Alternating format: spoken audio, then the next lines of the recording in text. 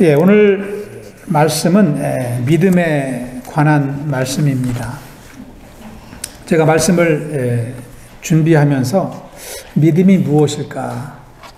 우리가 잘 아는 대로 히브리서 11장 1절에 믿음은 바라는 것들의 실상이요 보이지 않는 것들의 증거라고 이제 기록되어 있지만 나에게 믿음이 무엇일까? 한번 곰곰이 생각을 해보았습니다.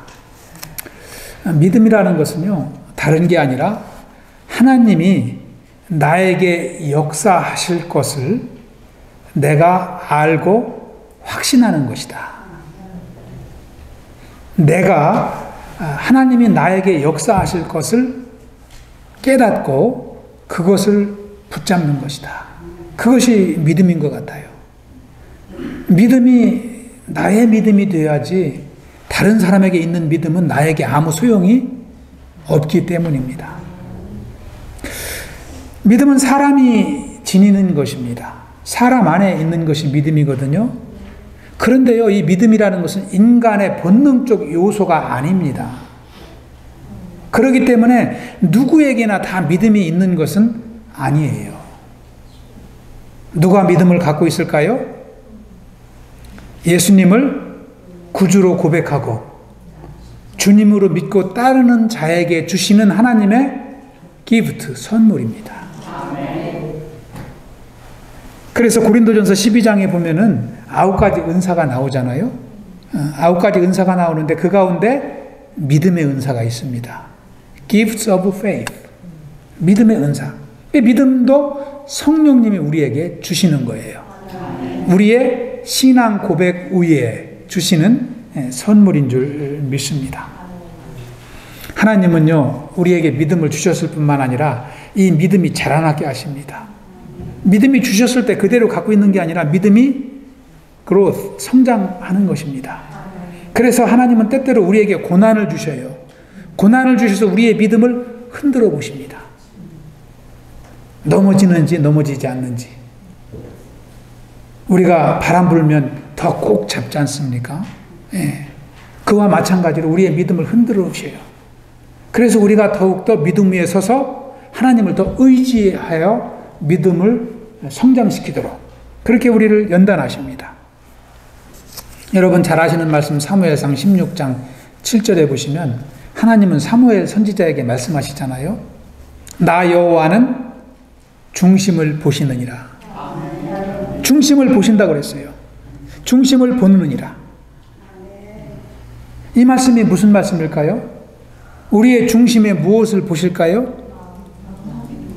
믿음을 보신다는 거예요. 예. 우리 마음에는요, 시기심도 있고 질투심도 있고 믿음도 있고 은혜도 있고 여러 가지가 있거든요.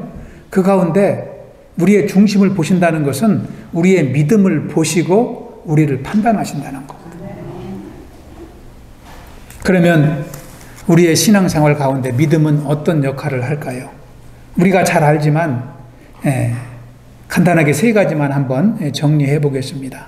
첫 번째, 믿음은요, 우리에게 구원을 가져다 줍니다. 믿음으로 구원을 받지요? 믿음으로 구원을 받지요? 예, 믿음으로 구원을 받습니다. 로마서 말씀에도 마음으로 믿어 의에 이르고 입으로 시인하여 구원에 이른다. 이렇게 기록이 되어 있습니다. 우리가 아무리 마음이 착해도요, 구원받지 못합니다. 얼굴이 아무리 예뻐도 구원을 받을 수가 없습니다. 우리가 노력해서 힘쓴다고 구원을 받을 수 있습니까? 없습니다. 천하장사도 구원받을 수가 없어요. 그러나 믿는 자에게는 하나님이 구원을 선물로 주시는 것입니다. 그래서 에베소서 2장 8절에는 사도 바울은 이렇게 기록합니다. 함께 읽어보겠습니다. 시작. 너희는 그 은혜에 의하여 믿음으로 말미암아 구원을 받았으니 이것은 너희에게서 난 것이 아니요 하나님의 선물이라. 아멘. 믿음으로 구원을 받았으니. 두 번째로 믿음은 우리를 세상으로부터 지켜줍니다. 세상으로부터 지켜준다는 것은요, 새 속에 물들지 않도록 우리의 믿음을 지켜주신다는 거예요. 지켜준다는 것입니다. 우리를 영적으로 보호해 준다는 것입니다. 우리가 세상에 살지만 세상의 가치를 따라 살면 믿음으로 살아갈 수가 없는 것입니다. 세상의 가치를 뛰어넘어서야 됩니다. 요한일서 5장 4절에 보면은 사도 요한은 이렇게 기록합니다. 함께 합독해 보겠습니다. 시작. 무릇 하나님께로부터 난 자마다 세상을 이기느니라. 세상을 이기는 승리는 이것이니 우리의 믿음이니라. 아멘. 그러니까 하나님의 자녀는 믿음을 가져야 된다는 것이죠. 그래야 세상에 넘어지는 인생이 되지 않는다는 것입니다. 다시 말씀드린다면 세상을 이긴다는 것은요, 안목의 정욕, 육체의 정욕, 이생의 자랑을 일삼지 아니하고 세상 사람들과 같이 세상의 것을 쫓는 인생으로 살지 않는다는 거예요. 무엇을 쫓아 살아갑니까? 하나님의 가치를 따라가는 것이죠. 하나님의 축복 속에 살아가는 것입니다. 세 번째로 믿음은 우리로 하여금 하나님을 기쁘시게 합니다. 하나님은 우리가 믿음으로 살 때 가장 기뻐하신다고 기록합니다. 히브리서 11장 6절도 한번 읽어보겠습니다. 시작. 믿음이 없이는 하나님을 기쁘시게 하지 못하나니 하나님께 나아가는 자는 반드시 그가 계신 것과 자기를 찾는 자들에게 상 주시는 이심을 믿어야 할지니라. 믿음이 없이는 하나님을 기쁘시게 할 방법이 없다는 것입니다. 여기서 하나님을 기쁘시게 하는 방법은 두 가지입니다. 첫째는 중간에 있습니다. 그가 계신 것과 하나님이 살아계시다는 거예요. 그것을 믿는 거예요. 하나님이 살아계시다는 것을 믿는 것이고, 또 한 가지는 하나님께 나아가 기도하면 하나님은 반드시 응답하신다는 것을 믿는 것입니다. 하나님이 살아계신다는 것을 믿는 것이 무엇일까요? 하나님은 지금도 역사하신다는 것이죠. 우주 만물을 태초에 창조하셨을 뿐만 아니라 가을이 오게 하시는 분이 하나님이시라는 거죠. 계절도 바꾸시고 날짜도 바꾸시고 또 우리의 마음도 바꿔주시고 믿음이 자라게 하시고 지금도 일하시는 하나님을 내가 그대로 믿는 것이 하나님이 살아계신 것을 믿는 거예요. 여러분, 하나님이 살아계심을 믿는 사람은요, 내 마음대로 신앙생활하지 않습니다. 내 마음대로 결정하지 않습니다. 누구의 뜻대로 살아갑니까? 하나님의 뜻대로 살아갑니다. 살아계시기 때문에 하나님께 물어봅니다. 그리고 하나님이 주시는 감동대로 내 뜻을 내려놓고 하나님의 뜻을 따라가는 거예요. 이렇게 살아가는 인생을 하나님은 기뻐하신다는 것입니다. 기뻐하시고 축복하시는 것입니다. 또 이러한 주의 백성들에게 하나님은 응답하신다고 말씀하고 있습니다. 그래서 우리가 신앙생활하면서 믿음 잃지 않는 것은 참으로 중요합니다. 믿음이 하나님을 기쁘시게 하고 축복의 통로가 되기 때문입니다. 여러분, 우리가 함께 읽은 이사야 30장 8절에서 14절 말씀은요, 하나님께서 이사야 선지자를 통해서 유다 백성들에게 주시는 말씀입니다. 그 당시 유다 백성들은요, 하나님을 의지하지 않고 부유한 나라인 애굽을 더 의지했어요. 애굽에는 좋은 것들이 많기 때문에, 갖고 싶은 것들이 많기 때문에 애굽을 더 의지하고 살았습니다. 하나님은 그들을 보시며 실망하시고 이사야 선지자를 통해서 그들을 책망하십니다. 그리고 결국은 내가 너희를 심판하겠다, 이렇게 말씀하시는 것입니다. 우리가 믿음 위에 서 있지 아니하면 남유다와 같이 똑같이 하나님의 심판을 받지 않을 수가 없는 것입니다. 그래서 믿음 위에 서 있어야 됩니다. 더욱더 우리의 믿음이 자라나고 견고하게 서 있어야 될 줄로 믿습니다. 그러면 우리가 어떻게 믿음 위에 설 수 있을까요? 우리 세 가지 지혜를 우리가 나누기를 원합니다. 첫째로 믿음 위에 서기 위해서는 하나님의 은혜를 기억해야 됩니다. 함께 한번 해보겠습니다. 하나님의 은혜를 기억해야 합니다. 우리가 자주 듣는 말씀이지요. 하나님의 은혜를 받는 것도 중요하지만 지키는 것 중요하다. 그런 말씀을 많이 합니다. 사람이 과거 자신의 실패를 기억하고 다시는 그 실패를 번복하지 않으려고 노력하는 사람은 실패하지 않습니다. 그런데 그것을 잊어버리고 사는 사람은 또 다시 실패할 수가 있는 것입니다. 이스라엘 백성들은요, 계속해서 불순종하고 하나님을 반역하고 살았는데 그것을 또 잊어버려요. 하나님이 훈련하시면 하나님께 나아가는 것 같이 살았다가 또다시 하나님이 또 음성을 들려주지 않는 것 같으면 또 다시 자기 멋대로 살아가는 것입니다. 그래서 그때마다 징계를 받으며 살았던 것입니다. 하나님은 오늘 말씀에도요, 다시 불순종의 죄를 번복하는 이스라엘 백성들에게 심판을 약속하십니다. 특별히 이사야 30장 3절에 보면은 이렇게 말씀하십니다. 이사야 30장 3절에 보시면, 그러므로 바로의 세력이 너희의 수치가 되며 애굽의 그늘의 피함이 너희의 수욕이 될 것이라. 말씀드린 대로 하나님의 백성들이 하나님을 의지하지 않고 애굽을 의지하고 애굽의 바로를 의지했던 것입니다. 그것이 수치가 되게 할 것이라고 하나님은 말씀하고 있습니다. 그리고 이사야 선지자에게 그러한 유다의 죄를 낱낱이 서판에 기록하라, 이렇게 말씀하십니다. 여러분, 오늘 8절 말씀 다시 한번 읽어볼까요? 8절 말씀 시작. 이제 가서 백성 앞에서 서판에 기록하여 책에 써서 후세에 영원히 있게 하라. 아멘. 여기에 보시면 이사야 선지자에게 가서 백성들의 죄를 낱낱이 서판에 기록해서 후세까지 남기라는 거예요. 왜 이사야 선지자에게 하나님이 이런 명령을 하셨을까요? 그들의 죄를 내가 영원히 잊지 않겠다는 거예요. 내가 그들이 행한 그대로 내가 그들을 심판하겠다는 것입니다. 요한계시록에도 말씀하고 있잖아요. 생명책에 기록된 대로 심판을 받는다고 말씀하신 대로 하나님은 이사야 선지자에게 그것을 명령하는 것입니다. 그들의 죄가 무슨 죄일까요? 9절에 보면은 상세하게 기록이 되어 있습니다. 다시 한번 읽어보겠습니다. 시작.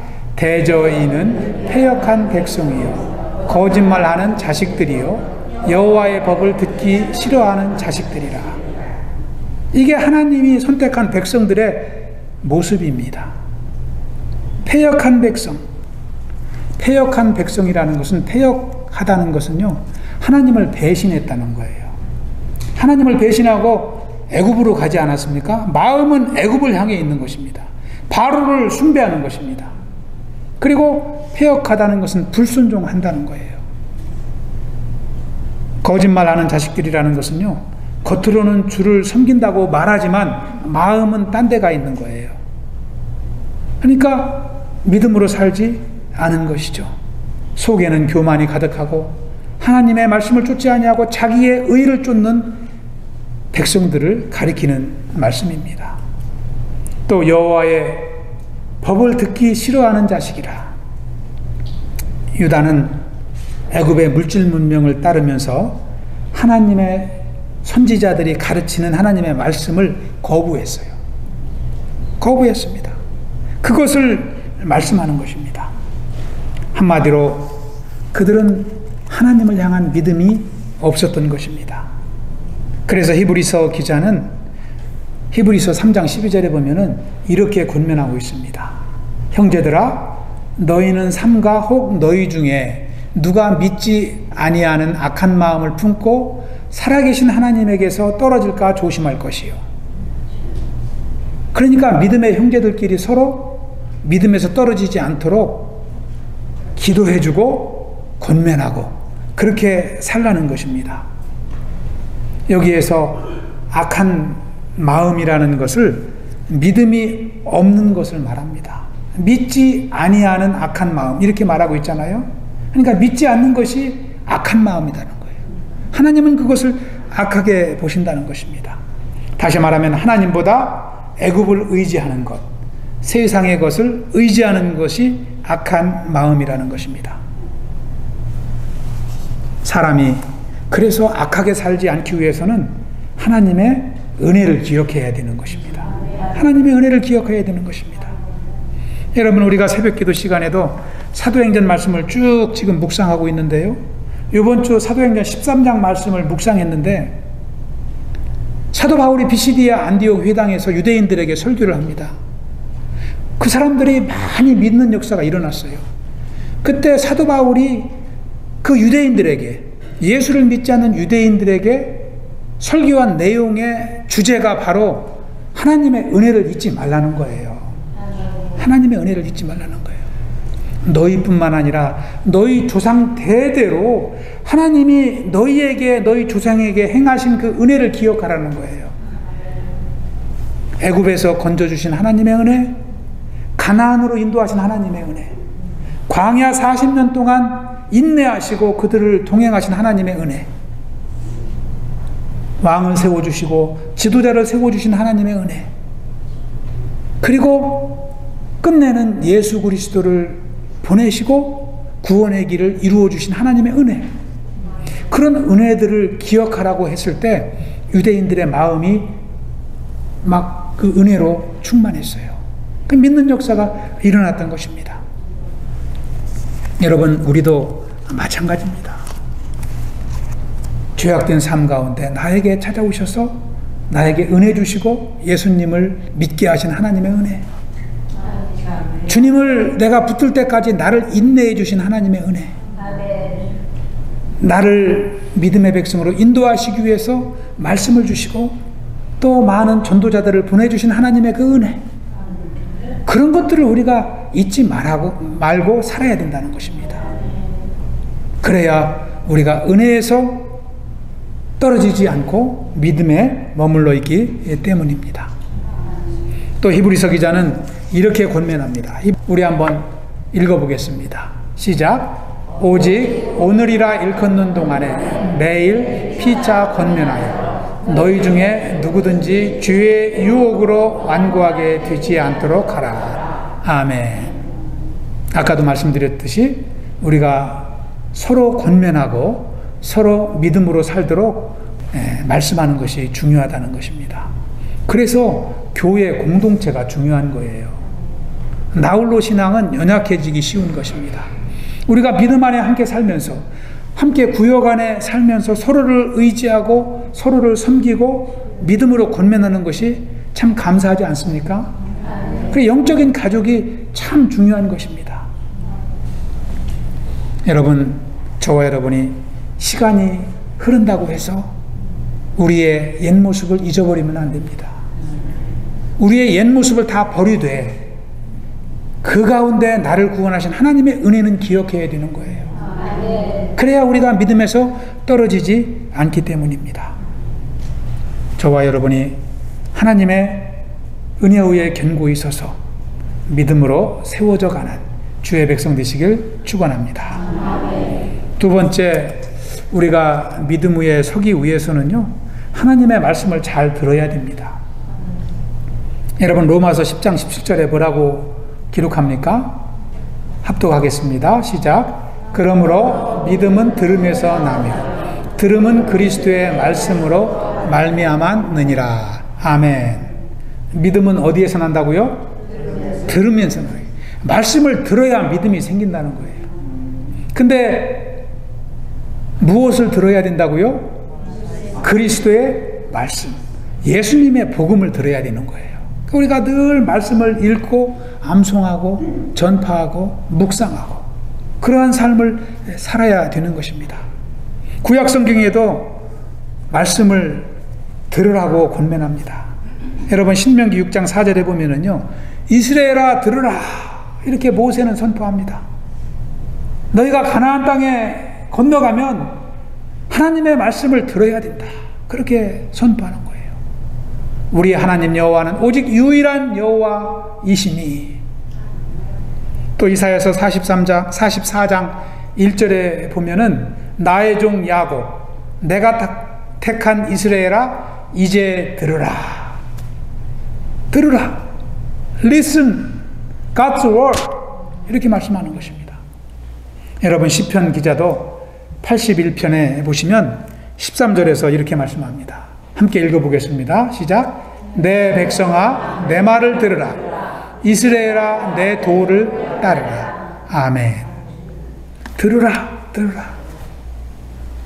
여러분 들으라는 말이 무슨 뜻일까요? 영어로는 listen 이렇게 되어 있습니다.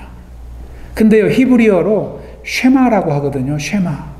히브리어 쉐마라는 말이 많이 알려져 있습니다. 유명하거든요. 이 말은 첫 번째는 귀를 기울여 들으라는 것입니다. 그리고 두 번째 뜻은요, 듣고 understanding, 이해하라는 거예요. 듣고 깨달으라는 것입니다. 그리고 세 번째 뜻은요, 듣고 obeying, 순종하라는 거예요. 그러니까 하나님의 말씀을 들으라는 성경 말씀은요, 단순히 그냥 듣고 흘려버리는 것이 아니라 내가 그것을 이해하고 순종하는 데까지 그러한 삶을 살라고 권면하는 것입니다. 하나님은 이스라엘 백성들이 하나님의 말을 듣는 자일 뿐만 아니라 듣고 순종하길 원하셨던 것입니다. 여러분, 우리가 하나님의 사랑을 깨달으면 말씀이 순종하고 싶어집니다. 그렇잖아요? 나를 구원하신 하나님, 지금도 살아 역사하시는 하나님, 고난 가운데도 나를 위로하시는 하나님의 사랑을 경험한 자는 말씀을 대할 때마다 하나님의 사랑이 느껴지거든요. 그래서 그것을 지키고 싶어요. 그리고 하나님을 기쁘시게 하고 싶은 마음이 생기게 되는 것입니다. 여러분, 창세기 3장에 나오는 인류 최초의 불순종 가정, 아담과 하와 가정이 나오잖아요. 이들이 하나님의 말씀을 순종하지 않았습니다.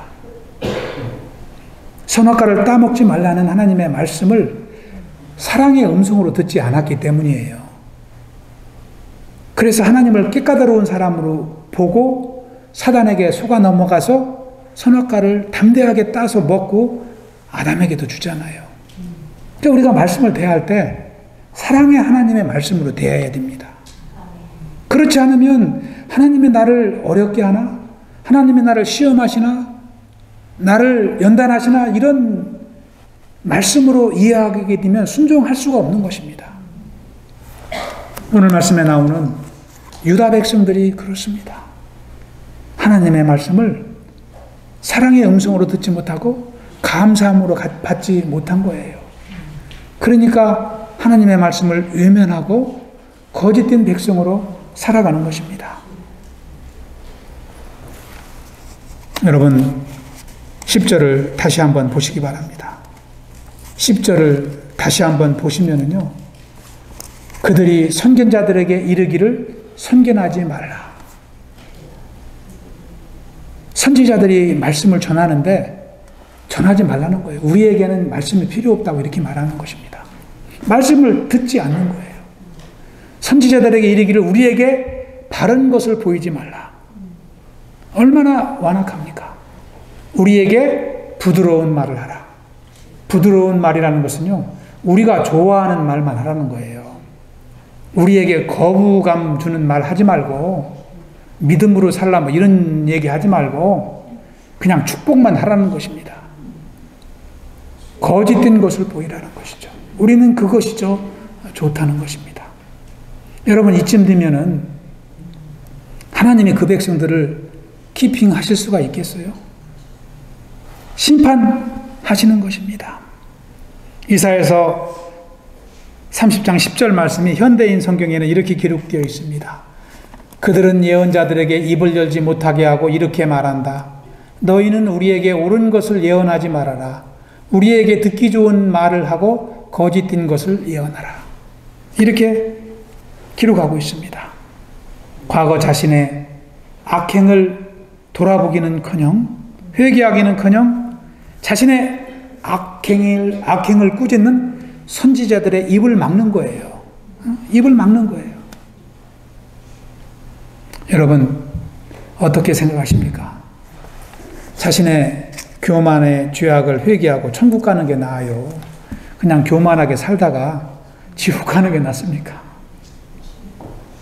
너무나 참 어리석은 인생을 살아가는 것을 우리는 말씀을 통해서 확인할 수가 있는 것입니다. 그래서 잠언 기자는 잠언 5장에서 이런 말씀을 권면합니다. 우리 5장 11절에서 14절인데요. 조금 길지만 한번 제가 좀 압축한 것입니다. 천천히 읽어보겠습니다. 시작. 내 몸, 네 육체가 쇠약할 때에 네가 한탄하여 말하기를 내가 어찌하여 육체를 훈계를 싫어하며 내 마음이 꾸지람을 가벼이 여기고 내 선생의 목소리를 청종하지 아니하며 큰 악에 빠지게 되었노라 하게 될까 염려하노라. 아멘. 젊어서는 말씀을 듣지 않고 말씀을 피하며 살다가 나중에 육신이 연약해져서 임종을 앞두고 후회한다는 거예요. 그것이 염려스럽다는 거예요. 그렇게 후회하지 않도록 생명 있는 동안에 순종의 삶을 살라고 권면하는 것입니다. 저 여러분이 말씀을 들을 때마다 나는 하나님을 거역하며 살지는 않는가? 하나님의 말씀을 외면하지는 않는가? 우리가 늘 뒤돌아봐야 될 줄로 믿습니다. 하나님의 말씀이 지금은 부담이 되어도 순종하면 축복입니다. 할렐루야. 우리의 인생의 미래를 하나님이 열어주십니다. 저와 여러분이 말씀 듣고 순종하며 믿음 지키며 살아갈 수 있기를 축복합니다. 세 번째로 우리가 믿음 위에 서기 위해서는 바른 길을 가야 합니다. 해보겠습니다. 바른 길을 걸어가야 합니다. 바른 길을 걸어가야 합니다. 남유다의 또 다른 죄악은요, 바른 길을 걷지 않은 것입니다. 여러분 11절도 한번 다시 읽어보겠습니다. 11절 시작. 너희는 바른 길을 버리며 첩경에서 돌이키라. 이스라엘의 거룩하신 이를 우리 앞에서 떠나시게 하라 하는도다. 아멘. 참 주여가 저절로 나오죠. 말씀을 읽으니까 저절로 나옵니다. 뭐라고 말하냐면 바른 길을 버리며 첩경에서 돌이키라. 이스라엘의 거룩하신 이를 우리 앞에서 떠나시게 하라 하는도다. 얼마나 이들이 거역하고 살았는지를 말씀하고 있는 것입니다. 여기 11절에 나오는 바른 길과 첩경은요, 이스라엘 백성들이 순종해야 될 하나님의 율례를 말하는 거예요. 순종해야 될 말씀인데 그것을 돌이키라고 하는 것입니다. 우리에게 그것을 이제 필요 없으니까 우리에게 그 말씀을 선포하지 말라는 것입니다. 이들은 회개하지 않았을 뿐만 아니라 선지자들에게도 너희도 하나님을 반역하고 우리와 함께 불순종의 삶을 살아가자라고 그들을 오히려 역으로 전도하는 것입니다. 그들의 결국이 어떻게 될까요? 마지막 14절에 기록을 하고 있습니다. 13, 14절에 기록하고 있는데 14절만 한번 읽어보겠습니다. 시작. 그가 이 나라를 무너뜨리시되 토기장이가 그릇을 깨뜨림같이 아낌이 없이 부수시리니 그 조각 중에서 아궁이에서 불을 붙이거나 물 웅덩이에서 물을 뜰 것도 얻지 못하리라. 아멘. 하나님의 심판을 예언하고 있는 것입니다. 실제적으로 남유다는 BC 586년 바벨론에 의해서 처절하게 멸망하고 말았습니다. 여러분, 우리가 사는 오늘날은 어떻습니까? 모든 사람들이, 많은 사람들이 바른 길을 걸어가고 있습니까? 우리가 나라와 민족을 놓고 기도할 때 우리는 그런 것을 느낄 수가 있습니다. 오늘날에도 사이 각 분야에서 부정부패가 만연하고 정직하지 않은 백성들이 많은 시대입니다. 하나님을 쫓기보다는 세상을 쫓는 사람들이 훨씬 더 많은 시대가 우리가 사는 세상입니다. 그래서 바른 길을 걷지 않습니다. 오히려 11절에 나오는 유다 백성들과 같이 바른 길을 걷는 사람들까지도 함께 부정을 일삼자고 권유하는 시대입니다. 적당히 남을 속일 줄도 알고 큰 소리 칠 줄도 알아야 세상에서 출세한 줄 알고 잘 사는 것 같이 느끼는 시대입니다. 그런데요, 성도들은 남들은 그럴지라도 바른 길을 걸어가야 됩니다. 바른 길을 걸어가야 됩니다. 왜 그렇습니까? 우리의 목적이 이 세상에서 출세하는 것이 아니잖아요. 우리의 목적은 하나님 나라에 들어가는 거잖아요. 그래서 이 땅에서 바른 길을 걸어야 됩니다. 세상 사람들과 같이 출세가 목적이라면 그렇게 살아야 되겠지만 우리의 인생 목적은 그것이 아니기 때문에 세상을 거슬러 바른 길을 걸어가야 될 줄로 믿습니다. 잠언 2장 7절에는 이렇게 기록합니다. 그는 정직한 자를 위하여 완전한 지혜를 예비하시며 행실이 온전한 자에게 방패가 되시나니. 저와 여러분이 세상에서 바르게 살면 손해볼 것 같지만 하나님이 정직한 자를 보호하시고 행실이 온전한 자의 방패가 되신다는 것입니다. 그래서 우리는 승리하게 되는 것입니다. 할렐루야. 어느 마을에 가난하게 살지만 정직한 청년이 한 명 있었습니다. 그가 어느 날 하루는 빵가게에 가서 빵을 사다가 이제 먹었습니다. 이 빵을 먹다 보니까 그 속에서 금덩어리가 나오는 거예요. 얘기 들으셨어요? 금덩어리가 나왔어요. 이게 웬 빵이냐가 아니라 웬 금이냐. 깜짝 놀랐습니다. 그래가지고 아까 말씀드렸듯이 그 청년은 젊지만 정직한 청년이었어요. 그래서 금을 가지고 빵가게로 다시 갔어요. 빵가게는 주인 할아버지가 빵가게를 운영하는 가게였습니다. 주인에게 드리면서 제가 빵을 먹는데 이게 나왔습니다. 이걸 잊으신 것 같은데 여기 있습니다 하고 드렸습니다. 그랬더니 빵가게 주인 할아버지가 뭐라고 하느냐면 아니라고, 이 금은 내 거 아니라는 거예요. 나는 밀가루 반죽할 때 빵 금을 떨어뜨린 적이 없다는 거예요. 그러면서 이 금은 청년 자네 것이라고 이렇게 돌려주시는 거예요. 근데 청년은 자기 게 아닌데 자기가 가질 수가 없잖아요. 그래서 정직하게 계속 말씀을 드렸습니다. 아닙니다. 분명히 빵에서 나왔기 때문에 이것은 할아버님 것입니다. 그랬더니 할아버지는 그제서야 빙그레 웃으시면서 뭐라고 말씀하시냐면 그 금은 젊은이가 가져도 줬어. 사실은 보시다시피 내가 늙고 이제는 오래되어서 빵가게를 정리하려고 하는데 후임자를 찾고 있었다. 그래서 내가 그 하나뿐만이 아니라 몇 달 동안 빵에다 금을 조금씩 넣어서 빵을 구워서 팔았는데 금을 갖고 온 사람은 하나도 없었는데 젊은이가 처음이네. 이렇게 말씀하시는 거예요. 그러면서 그 금뿐만이 아니라 이 가게도 내 재산도 젊은이에게 내가 물려주겠어 하는 거예요. 예수님은 제자들에게 마태복음에 보시면 이렇게 가르치십니다. 너희의 정직하고 착한 행실이 사람들에게 빛이 되라. 빛이 되게 하라. 이렇게 말씀하십니다. 우리 한번 합독해 볼까요? 시작. 이같이 너희 빛이 사람 앞에 비치게 하여 그들로 너희 착한 행실을 보고 하늘에 계신 너희 아버지께 영광을 돌리게 하라. 아멘. 정직하게 살면 하나님이 축복하십니다. 이 세상에서 금붙이뿐만 아니라 빵가게뿐만 아니라 무엇을 물려받습니까? 하나님 나라를 상속받습니다. 할렐루야. 저와 여러분이 바른 길을 걸으며 하나님 나라를 상속받을 뿐만 아니라 이 땅에 사는 동안에도 은혜와 기쁨이 충만한 삶이 되시길 축원합니다.